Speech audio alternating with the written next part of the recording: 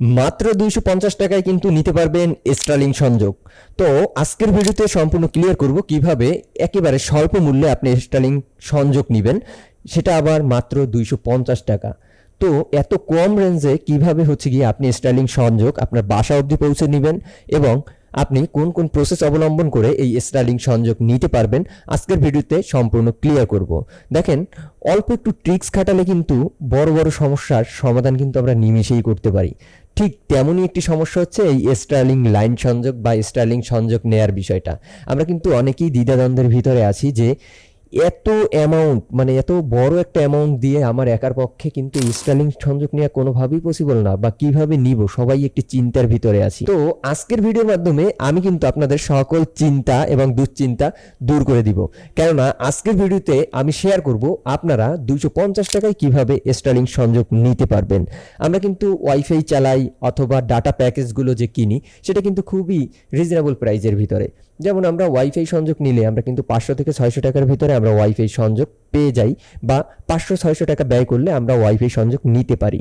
Data প্যাকেজের ক্ষেত্রেও 700-800 টাকা যদি আমরা মাসে খরচ করি, সেক্ষেত্রে 25 জিবি 30 জিবি মতো ইন্টারনেট আমরা কিন্তু কিনতে পারি এবং অনায়াসে 15 থেকে 20 দিন অথবা 1 মাস আমরা সেটা ইউজ করতে পারি।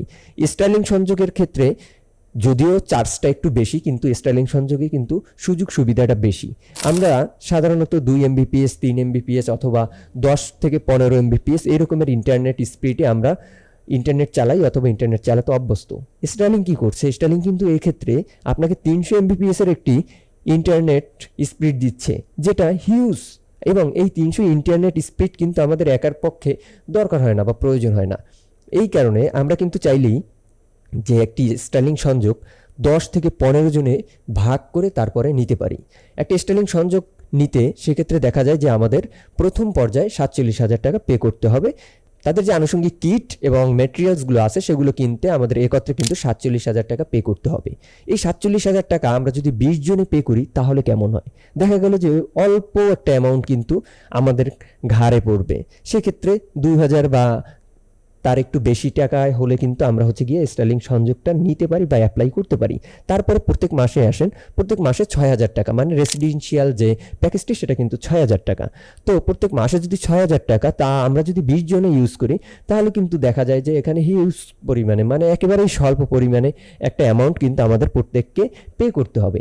তো আপনারা চাইলে কিন্তু আপনাদের ফ্রেন্ড সার্কেল অথবা মনে করেন সাপোজ আমি একটা ব্যাচেলার বাসায় থাকি, এখানে 7 থেকে 8 জন ব্যাচেলার স্টুডেন্ট থাকে অথবা ব্যাচেলার ফ্রেন্ড আছে। আমরা যদি এই 7 থেকে 8 জনে মিলে তারপরে যদি স্টারলিং সংযোগটা নিয়ে আসি, সেক্ষেত্রে দেখা যায় যে আমাদের কিন্তু 4 থেকে 5,000 টাকা পার পার্সন খরচ করলেই আমরা কিন্তু স্টারলিং সংযোগটা নিয়ে আসতে পারতেছি।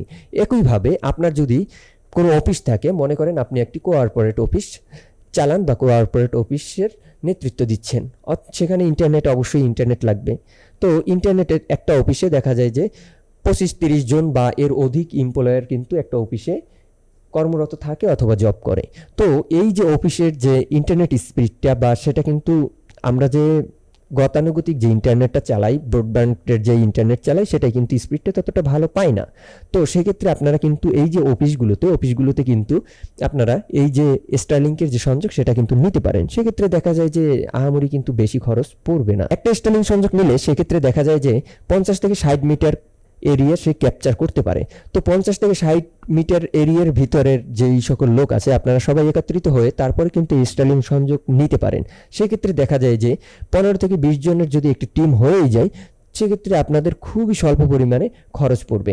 এখন আসুন যে এই যে স্টারলিং সংযোগ নিলেন, মনে করেন 10 থেকে 15 জনে আপনারা মিলে নিলেন, সেক্ষেত্রে নেয়ার পরে আপনারা কিভাবে এটা চালাবেন সেটা আপনারা ওয়াইফাই যে কোয়ালিটিতে বা যেই ওয়েতে আপনারা ইউজ করেন সেই রকমেরই সেমভাবে আপনারা রাউটার ইউজ করে কিন্তু এই স্টারলিং সংযোগ আপনারা চালাতে পারবেন।